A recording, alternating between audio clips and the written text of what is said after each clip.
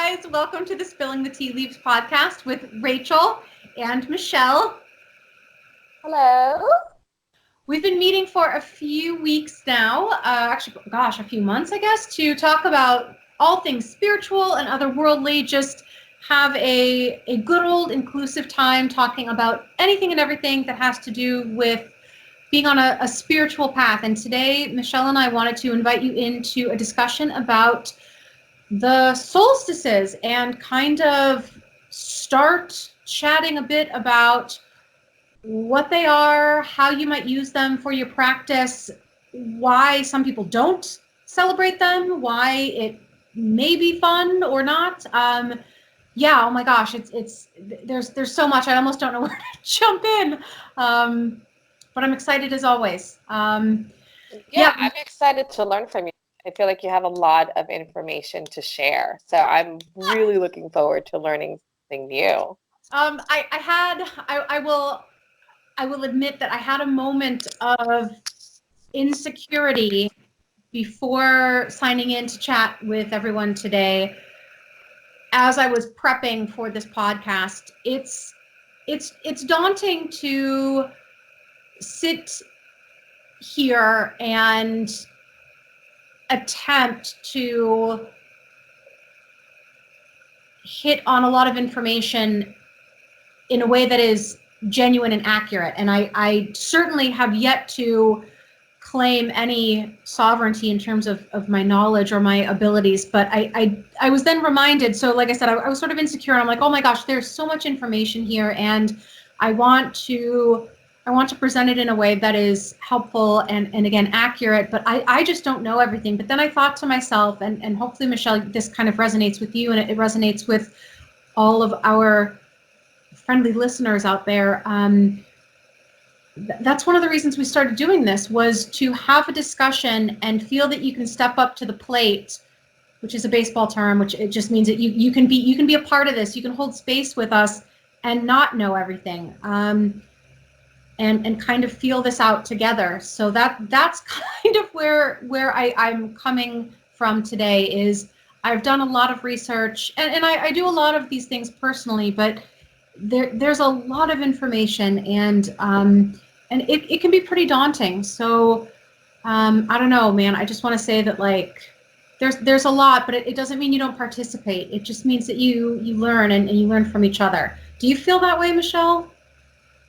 Yeah, I mean, just as the heads up, I know nothing about this stuff. A lot of what we're going to discuss today, or a lot of the information that I've researched, was closely related to paganism and Wicca, which is not something that that necessarily resonates, just because it's not part of my upbringing, and it's not something that I've studied too much. So a lot of the information that is available, or at least if you Google solstice, a lot of the things that are going to come out is things like Stonehenge, pagan rituals, and things like that, which is cool. It's okay. I love to learn and see what knowledge I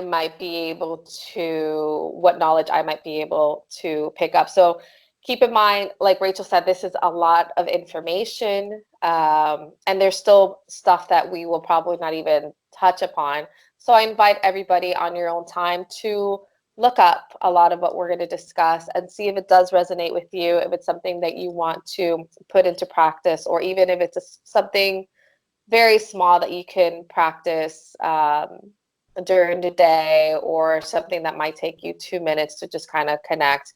We invite you. This is a safe space, and I hope that whatever we discuss, you are listening and learning like we are learning while we research this information for you. Well, it was interesting. So the solstices occur on the 21st, or give or take a few days. They occur in June and December, and it depends if you're in the northern or southern hemisphere. And it's essentially when the sun is at its northernmost or southernmost, and it is the actual sort of celestial date where you switch over from winter to summer. And again, so like, for instance, For us in New Zealand, coming up on the 21st of June, it will be the winter solstice, while Michelle up in the Northern Hemisphere will be experiencing the summer solstice. You also have the equinoxes, which are again on the 21st or so of March and September, and that marks the changing over into fall or spring, depending on where you are. There are festivals that pagans and Wiccans have observed at all of these times during the year, and then at what are called the greater Sabbats. And those dates occur essentially directly in between each of these 4 solstice and equinox dates. As part of my research and preparation for this podcast, I had to spend easily 45 minutes listening to YouTube pronunciations on all of the names, because these are again, this kind of goes back to what we were just saying, and like these names are from thousands of years ago. I mean, these are like megalithic words that we're using in a lot of these instances. And I was at first frustrated to find that each of these festival names has easily 2 pronunciations, if not 4, or 8. Or I mean, no, really, it was, and at first I was finding this frustrating because I didn't want to come to the table today and bring us into a discussion where I was disseminating information that was, well-intended but incorrect. But then I thought to myself, man, nobody knows how to say this stuff, or so again, one of the things that brings me comfort about my practice is that I don't have to get it right. I'm not sure there is a right.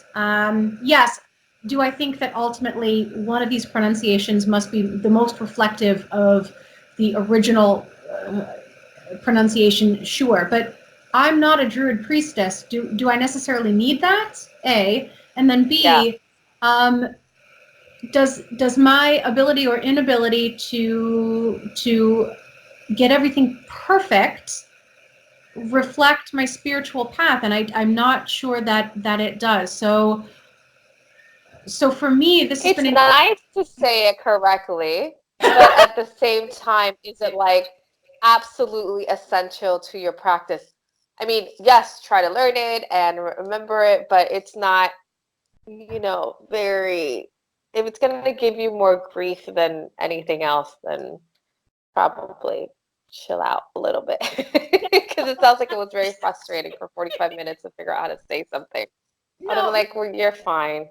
Well, but it I think that's reflective of a lot of my path spiritually, is looking at something like these pagan festivals and the Wheel of the Year. So the Wheel of the Year is a term that encompasses all of these festivals and changes of season, or high points during season.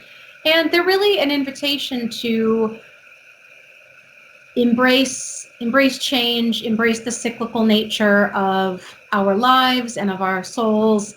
Remember how connected we are to the earth and its changing over and cycles.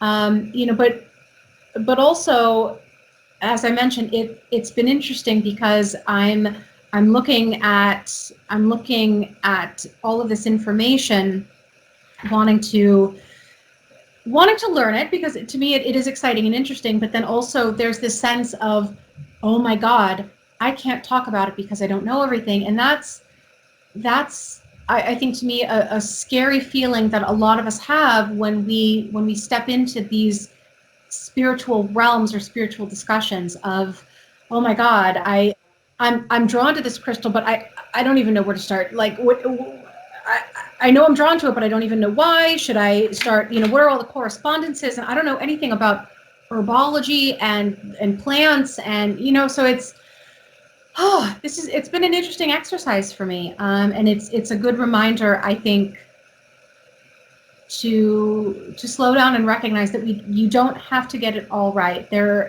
especially in this age of Instagram, and people are certainly quick to correct if you do something that they maybe disagree with, but our paths are so very personal, and it's nigh impossible to get it all right, especially the first time.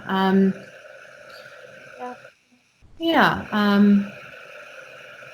I mean, just I think this is where you and I differ a lot too, where I don't get hung up on the pronunciations. Like what is lapis lazuli, which is a blue stone. Some people call it lapis lazuli, lapis lazuli, lapis lazuli. It doesn't matter. Recognize the stone, recognize the importance in it, and move on. If you're gonna get hung up on things that are not generally, I feel that are not important in this at the moment, then I wouldn't get hung up on it. Just keep it moving, which is the difference between you and I, right? Like you are very I'm not going to say type A, but more type A-ish, while I am a total type B, where I'm like, it's all right. They know what I'm saying. They know who I'm worshiping. They know who I am dedicating this altar to today. They know. They know. They're not insulted. You're trying. You're making the attempt, and that's okay. Everybody has their own path. Everybody has their own journey, and I honor whatever your path is, and it's okay. You don't have to get it right the first time or the second. Awesome. Okay. Well, I think that's hopefully that resonates with some of you. And again, it was a good reminder for me to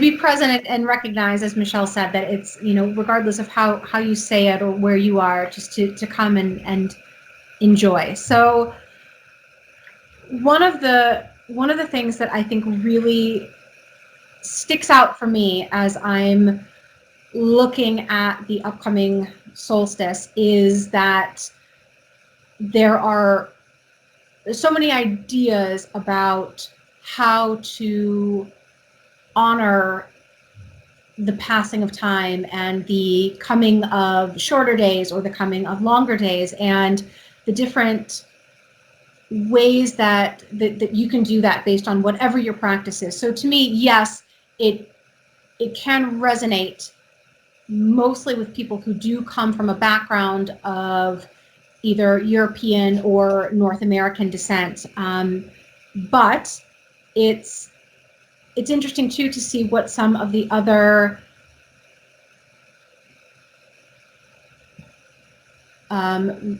ways that people who were not brought up in those places, the ways that they celebrate. So for instance, being here in New Zealand, I recently learned of Matariki, which is the coming New Year for the Maori people. I used to say it Maori in America. It's much more broad American pronunciation, so I'm trying to be very aware and sensitive in that way. So Matariki is a time when the Pleiades, a star system, appear in the sky, and it's approximately on the 24th of June, which corresponds roughly to the solstice. And that's when the Maori people here recognize again the turning of the year and the celebration of new things to come, and the celebration of brighter days on the horizon. I mean, literally as daylight begins to increase. So it's a really lovely resonant recognition of the fact that even looking at this culture that I've never been a part of and have had so little interaction with, we've all been looking up at the same sky for generations and eons and millennia, and we're having these similar resonant experiences, and it's really it's just really beautiful. I feel really connected and lucky in that way. So, Michelle, I don't know if there are some things that you do that kind of bring you into connection with with other humans or other spirits, in that way, and whether or not it revolves around these particular dates. Again. I mean, yeah, like I mentioned before, the recognition of the winter and summer solstice is not part of my practice, or unfortunately, or fortunately, I don't know. It's not generally part of my practice. Well, I am aware of when it's happening. I don't, yeah, it's not, I don't know if it's because, I don't know. I have no idea. I recognize that it's there. I recognize that it's been part of our history, or our human history, no matter what part of the world you're in. I fully recognize that. I recognize that, for example, Jesus was born in the summer, but it was moved over to winter solstice in order to accommodate another type of belief. I recognize stories like that in Mayan culture. The Mayans tracked the stars and the sun meticulously. They created the calendar. It's 360 days plus 5 extra days, they call that were not considered that were considered bad luck. They built temples. They built temples in exact positioning. The the ball court in Chichen Itza is the way it's positioned reflects like the arms of the Milky Way, the Milky Way, yes, the Milky Way galaxy. There's a window that you could only see the sun rising during the summer solstice. That's when it's completely lit up. There is a temple that represents the summer solstice and the winter solstice.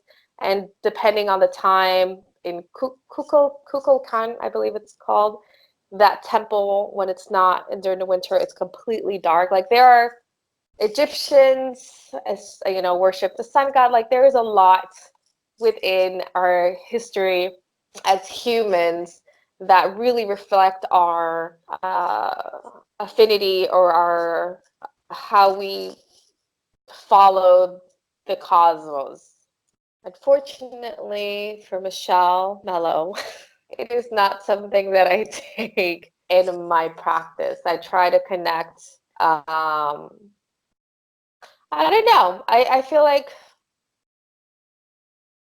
I'm more grounded in the way where I rather connect with like plants and crystals and people. So I'm not a big follower of things like astrology or positioning of the moon. So I think that does play a lot into what my path is in this lifetime. I'm not negating anything. I fully believe in the cyclical stages and everything else, but it's just not something that I take too much to heart, because I feel like that's maybe it's just another layer for me to worry about, like, oh my God, I missed the summer solstice. I did not prepare my altar correctly. So I just don't,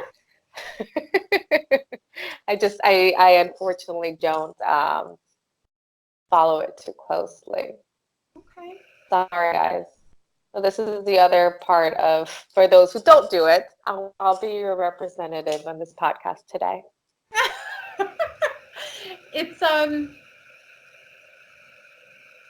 It's interesting to see when you speak with different people about their spiritual path, what resonates and what doesn't, and why. And it brings up too an interesting question of cherry picking, for lack of any other way to put it, because there are certain opinions that I've heard about spirituality, at least the way that I think Michelle and I tend to approach it, in that if it works for you, use it, and then if it doesn't, do not. Respect it, by all means, bless it, and onwards it goes. Yeah, but you don't need to take, take what works for you and do that. And there are some people who have a different understanding of that way of operating spiritually, that is somehow not appropriate. You sort of have to either commit as a Christian, or commit as a pagan, or commit as an atheist. And Yeah, and then I would just go to religion. Like I would just pick a religion and go with that. Like that's but that's part of that's the reason why a lot of people left the mainstream religion, because a lot of some things resonate and other things don't. So I invite everybody to freaking cherry pick. Cherry pick what you want to do. Don't. I'm sorry, I cut you off, but yes, I do have an issue with that. I've heard a lot of people say, well, you have to do it this way. You cannot cherry pick. And it's unfortunate because that turns a lot of people off, especially those in a practice like uh, uh, Wicca. Wiccan? Wicca? Is that, am I saying it right? Am I saying it right? That would otherwise, if I invite you in and say yes, do what works for you, I think a lot of people would be more likely to try it if without the fear of, oh my God, I'm doing it wrong, or I'm going to upset somebody. Well, but it is, and you know, and that's kind of where I jumped in on our talk today, was like I'm trying to be understanding of and respectful of the fact that, you know, again, these are not ideas that we take lightly. These are parts of systems of beliefs and understandings of things, and they are in that way, you know, I'm trying to be duly reverent and show respect to these ideas, as well as the people who feel that they are to be respected in a much more, let's say, regimented way. Whereas to me, it's not only, I don't know, like, okay, I want to say like it's a bit of a buffet. Which again, like, let's just get away from the, you know, like, I don't mean to be sacrilegious here, but truly, like,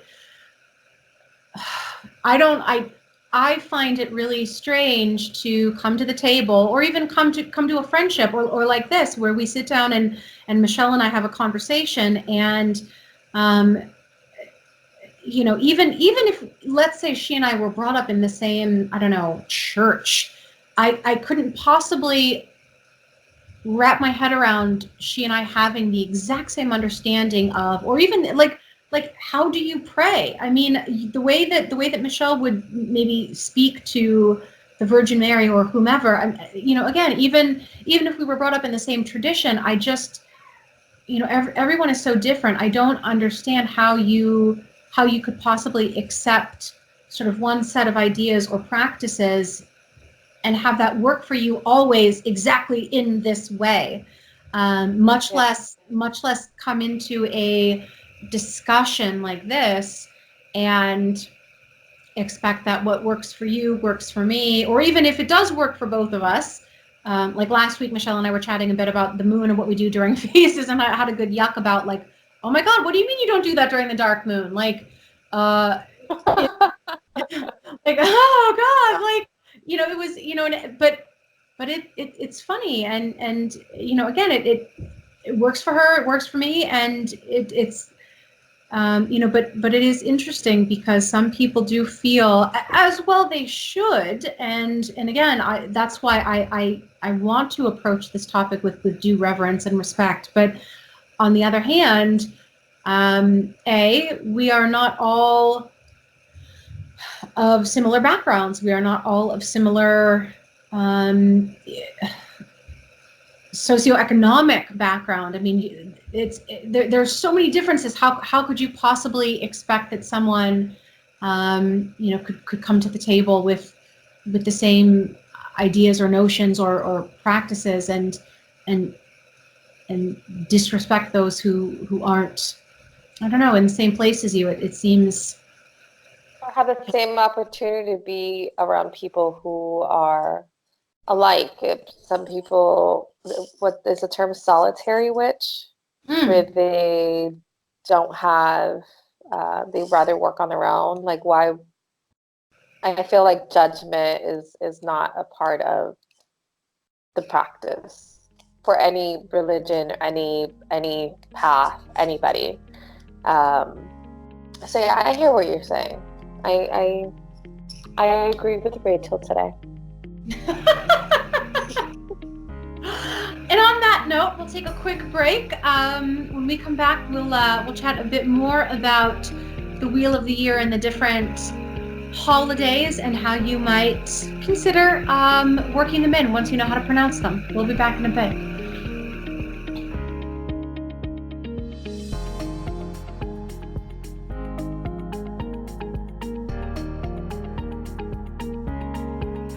Hi guys, welcome back to the Spilling the Tea Leaves podcast with Rachel and Michelle.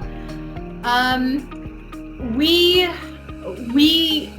meant to start this podcast off on a let's talk about the solstice and how we celebrate it note, and we did spend a little bit of time in the first half chatting about that, but Michelle and I kind of went on a bit of a tangent, just sharing some of our experiences and a bit of at least my insecurities about wanting to get this right, because they're important. It's not that you have to be perfect, but we also recognize that these things are important, not just to us, but especially with some of them to other people. And so it's a delicate balance of wanting to take what works for us from a vast array of spiritual histories and disciplines, but also trying to do so in a really respectful way. And anyway, it's a fine balance. And Michelle and I are, man, I don't know, we're we're walking our own paths here. So it's and make sure that we're honoring everything that we're saying and we're showing all the respect that it absolutely deserves. So if you are offended by us mispronouncing the names, we're absolutely sorry. Definitely not our intentions. We're trying our best. And I fully blame Rachel because she's the one responsible for correcting me. Oh, man. Well, and on that note, we're going to talk about the Wheel of the Year. And the Wheel of the Year is essentially, and I'm really boiling this down, but there are 8 festivals within within this Wheel of the Year that that pagans and Wiccans and those of us who don't necessarily identify as either one of those, but we honor, again, to stay in tune with the earth and her cycles, and in that way, I suppose, stay grounded. It was interesting because Michelle was talking about how I think she feels more grounded or connected to earth versus working more with sort of celestial or astrological happenings. And and again, it's interesting because some people just do their things in different ways. So the Wheel of the Year is one way that you can do that, and it starts with a festival called Samhain.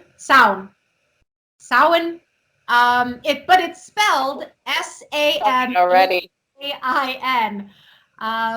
So it's spelled Samhain. Can you spell it again? Spell it again. Yes, and this I believe is an Irish Gaelic term. Please message if we're wrong. Samhain, and I've heard the pronunciation Soin. I've heard Soun. It's celebrated. I would have read it. No, truly. Again, this is some old words. So this happens if you're in the Northern Hemisphere on the 31st of October. It's now commercially known as Halloween. It's right. So this is the start. This is sort of the start of the Wheel of the Year. It's a time when days are getting darker. The veil between the world we know here and the world that is beyond, it's believed to be at its thinnest. Again, which is why you have festivals that we know now, like Halloween, where little kids and sometimes adults dress up as ghouls and goblins or sexy bunnies or whatever, and it's whatever. Like, hey, like, again, everyone practices. Practices in their own way. But it's interesting because down here on the other end of the globe, I just celebrated Sown on the 1st of May. So I changed up my altar and I collected a bunch of dead stuff from outside and had some oak leaves and a lot of oranges and reds. Again, like, think about pumpkin spice candles and darker days and building fires and that smell of like smoke and I don't know, roasting marshmallows, man. So that's sown, and it's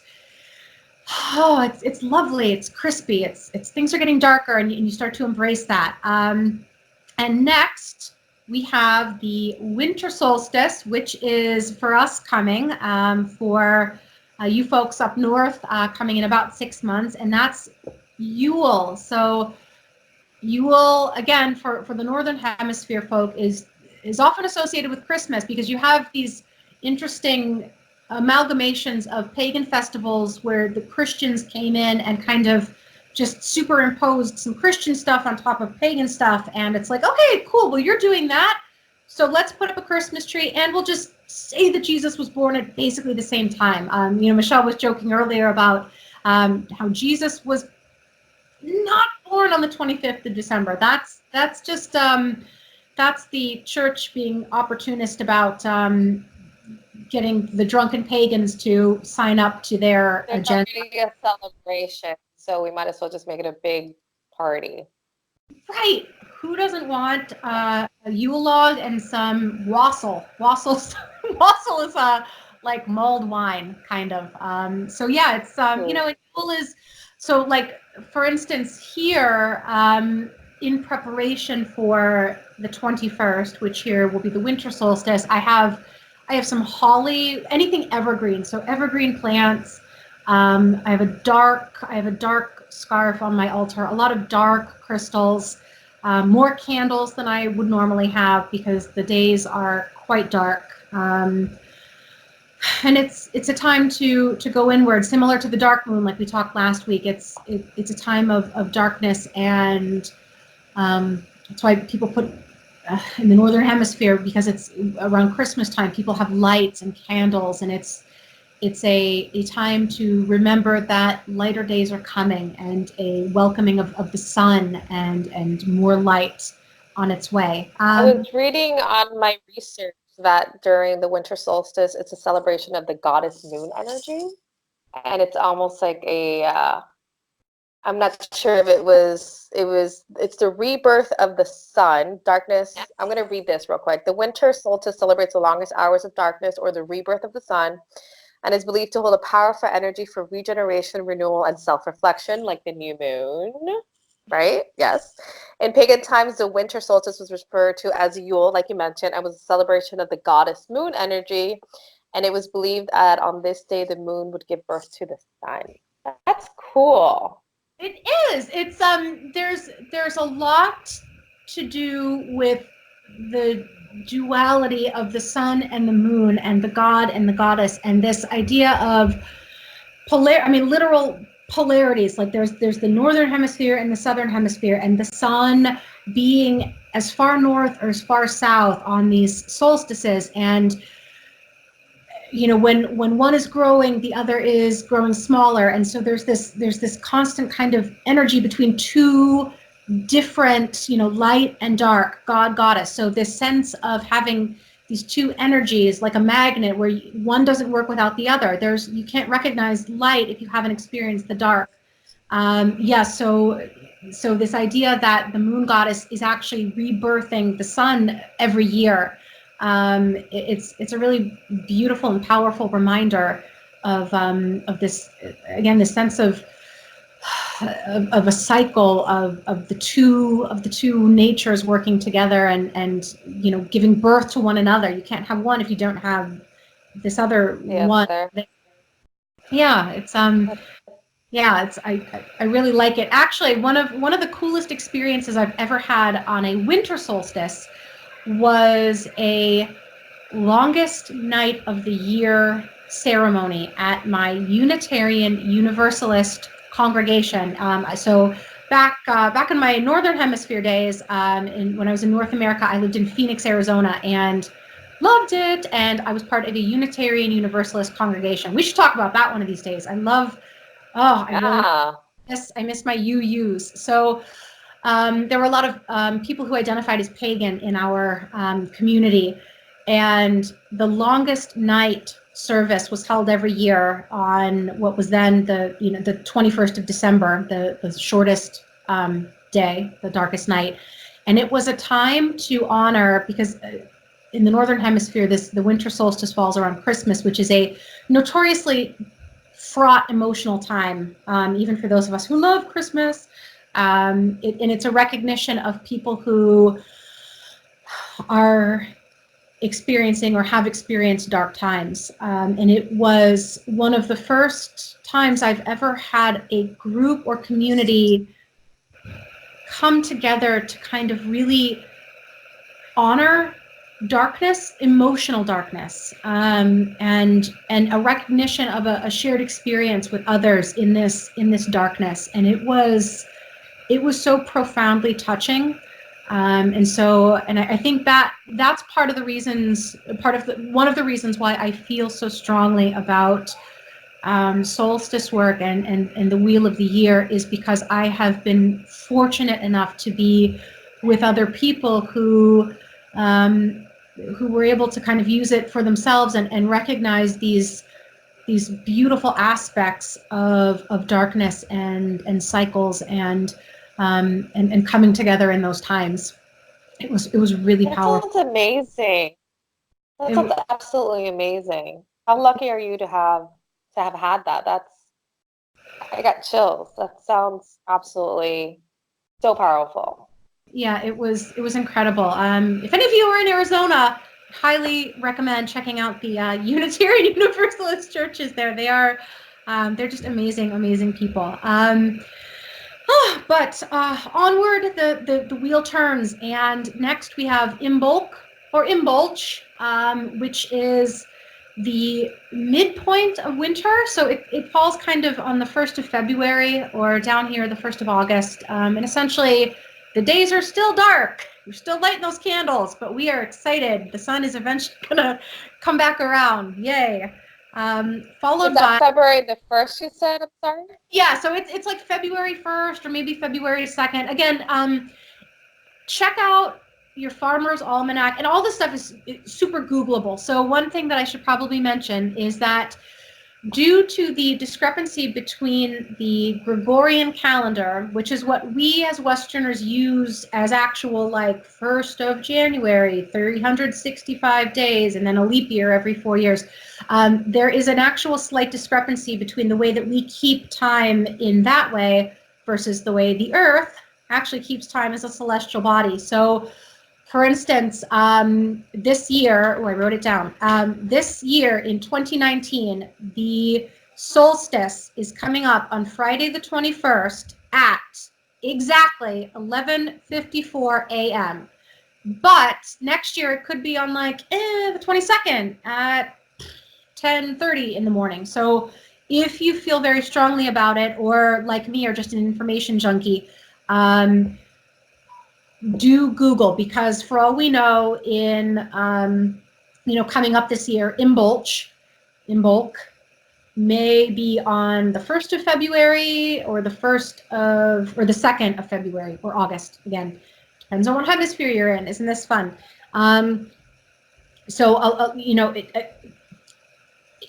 If you're interested, you can be very exact and specific about it. But there's no reason to get further involved. Just know that these are kind of general dates, and they'll fall around these times every year. After Imbolc, which is the sort of like midpoint of winter, we have Ostara, which again the Christians, ever the opportunists, celebrate generally as Easter. So it's a spring festival. The animals are mating and laying eggs and having babies, and it falls generally around the spring equinox. So either the 21st of March if you're in the north, or the 21st of September if you're down here in the south.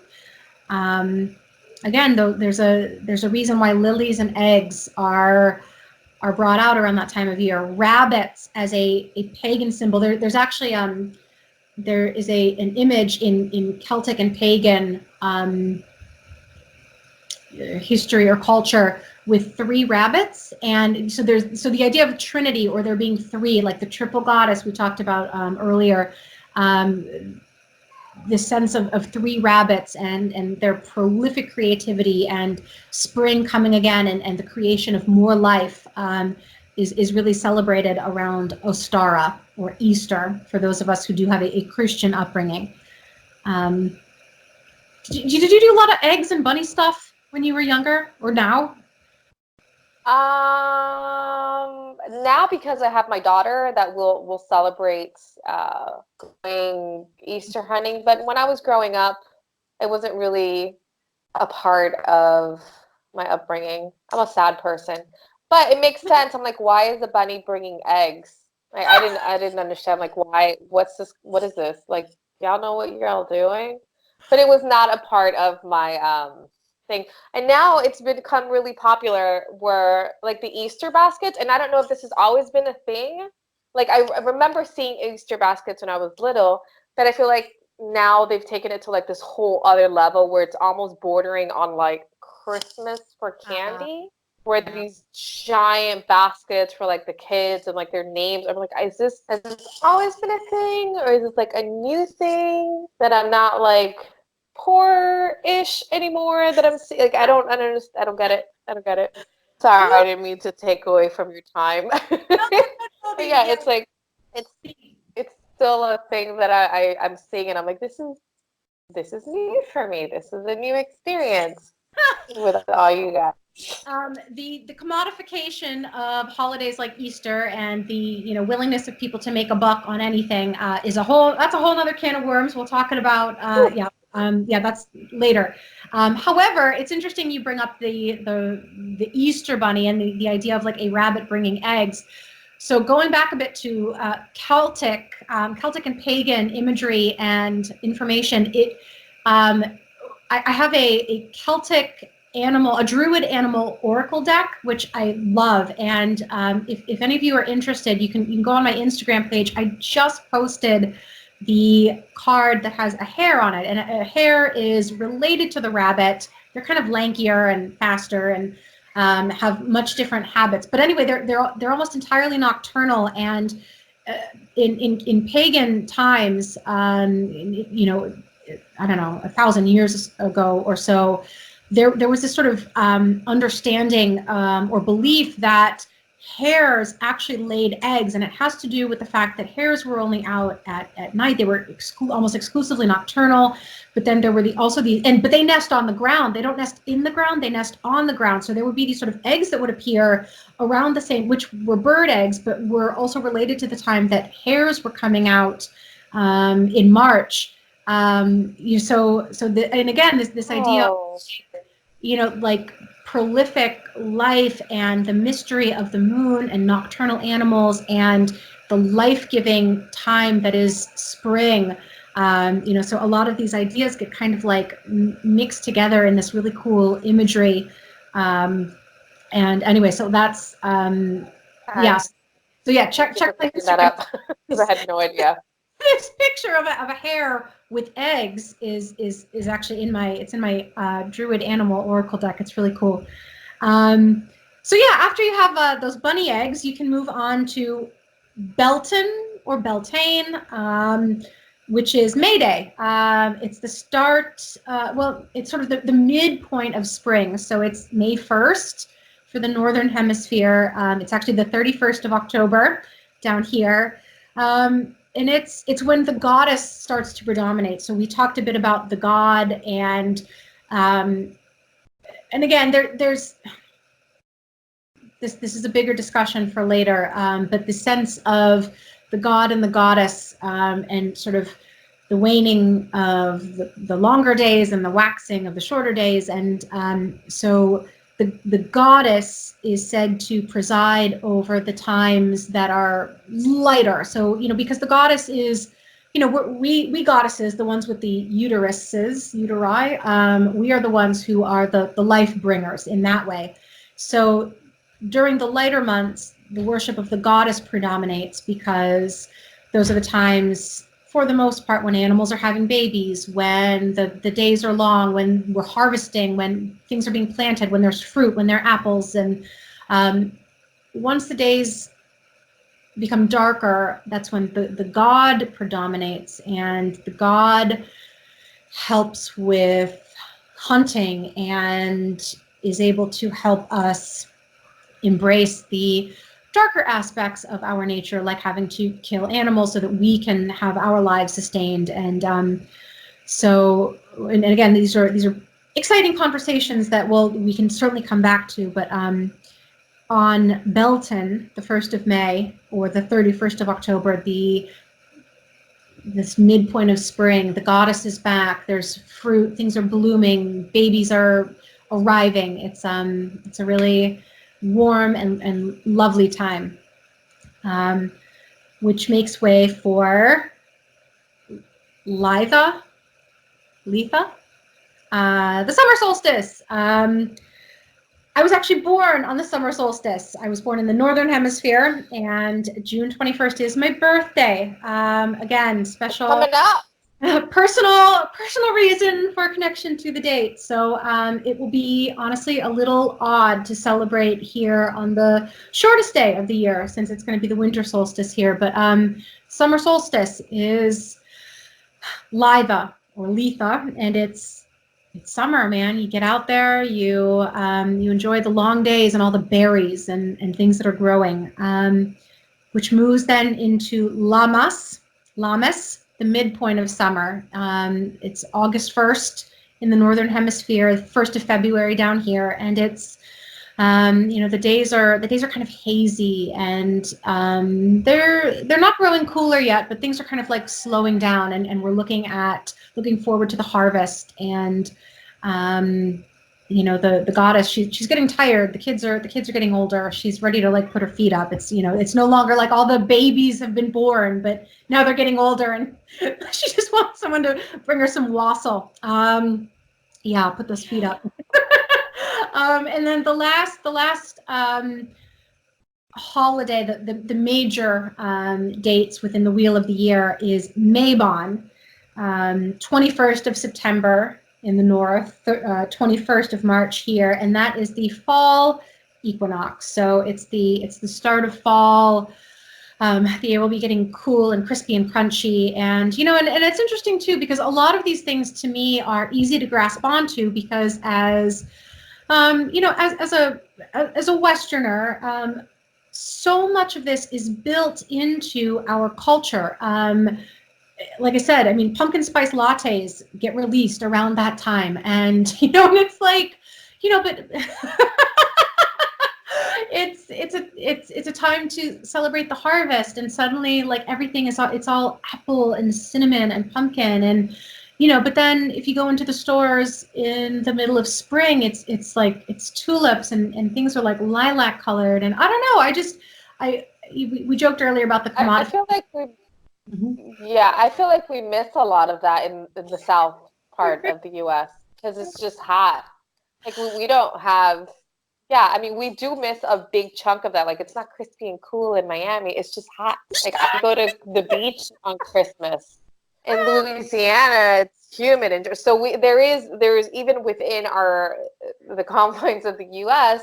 a lot of that subtleties are missed. While some like you guys can like, oh, it's winter's coming because it's getting cold, and pumpkin spice latte, we're like, it's still hot, and nothing has changed since March, and it's already in August. Like we have the same. The only thing that changes for us is hurricane season. Like, oh, it was hurricane season or not hurricane season, and those are the seasons that we have.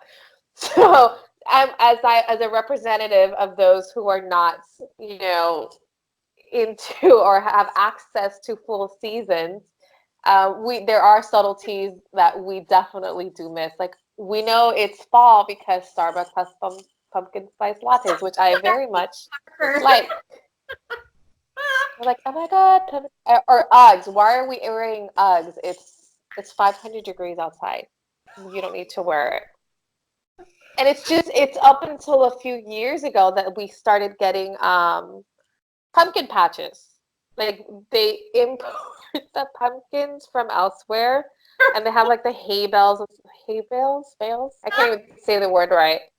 And they set this up just so we can have a feeling of what everybody else up north feels like, right?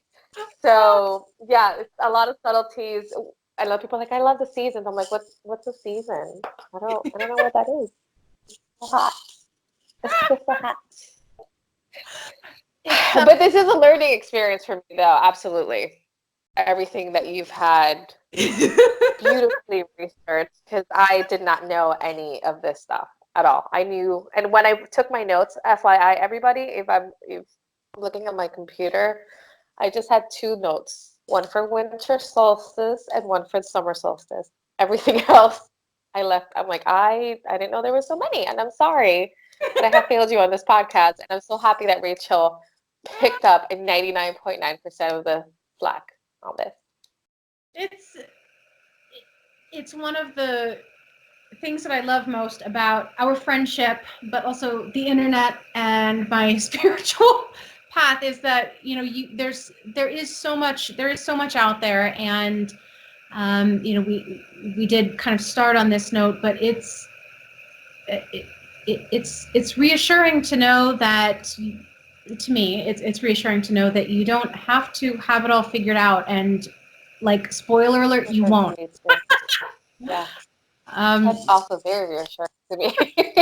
And that I can edit this and take stuff out that I am like, oh, that does not sound right. Let me remove this piece of audio so people don't start DMing me.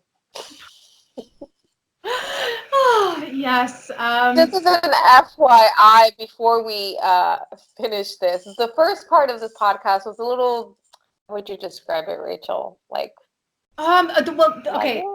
The way that I would describe it is, instead of doing regular aerobics, I was doing water aerobics, and all of the movements were about the same, but it was harder to move. Like, you know how you can't really move in water as quickly. It was just, you know, like walking through a vat of molasses. It didn't flow. Normally when Michelle and I get together, we just yuck it up, and there's a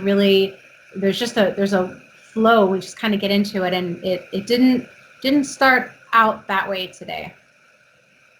Yeah, and I apologize for that. It definitely has to do with me. But during our break, just so full disclosure, and you can see how real this is, we had it reflects on this podcast. So about a 10-second break was almost like a full 20 minutes for us, where we cried, we laughed, I vented, and then I felt better. And then I'm like, okay, we're back to normal. And that is just part of our process, as part of having somebody that you can connect with. It's part of being vulnerable, because at some level we are exposing ourselves through this podcast in order to provide a safe space for everybody else, and to share information, and for us to learn as well, because like I mentioned, I don't know half of the stuff that Rachel knows, and for me it's also a learning experience. So number one, I apologize for the first half. Hopefully the second half is better. And 2, just know that we are all human and have human emotions, and not everything is going to be love and light. There is shadow work to be done, and there's human responsibilities. And I hope that this provides a space where you can just put in your headphones and disconnect and go into another world, discussion, level, whatever you want to call it. Yeah. I'm grateful for all of our listeners. I appreciate that you would join us as Michelle and I muddle through, and I'm really grateful for Michelle, who is just a really, I don't know, the word I want to use is there. She's just a really there person, and she's just willing to, you know, be open and very authentic, and it's so rare to find someone like that. I feel grateful to get to do this with her, and I'm crying a little bit now again. So I can't cry. What is happening? The full moon is happening. It's coming. I don't know, I'm man. very grateful for Rachel, and I'm grateful for this chance that I get to at least spend an hour with her and talk. and then you guys are able to listen in on our very private conversation. Ha. Is there anything you want to add before we end this very long podcast? No, just that it is a process. It is a process, and I show up every morning and am willing to learn, and I'm grateful for all of you to hold space with me, so that I can learn with all of you. Yeah. What about you? I think that's it. No, I have nothing to add. I've already cried.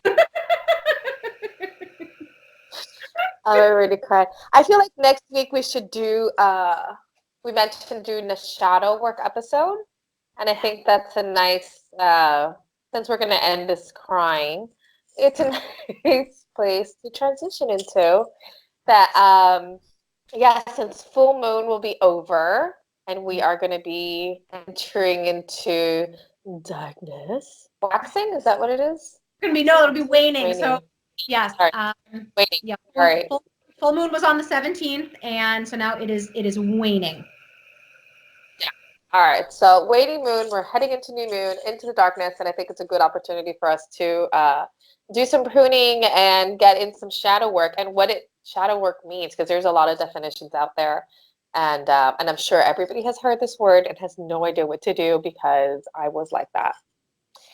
And I think we are done for this episode. I believe this is episode 10, if I'm not mistaken. I feel like I'm not, because I'm always right.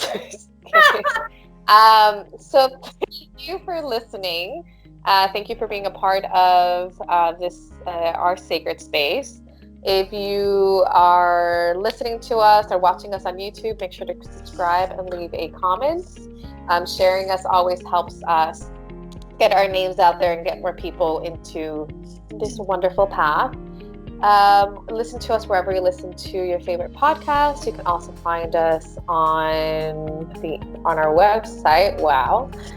At spillingthetealeaves.com, and you can also find us on Twitter at spillingleaves. Again, my name is Michelle. You can find me on Instagram at rememberlove, or you can also find me on the internet at rememberlovehealing.com. And this is my beautiful friend Rachel. Hi gang, I am an animal intuitive, and you can find me on Instagram at CottageonWolfLane. I'm always open to receiving pictures of your pets. That'd be cool. Alright, so we will see you guys next time, and we hope you have a beautiful week. Bye. Bye.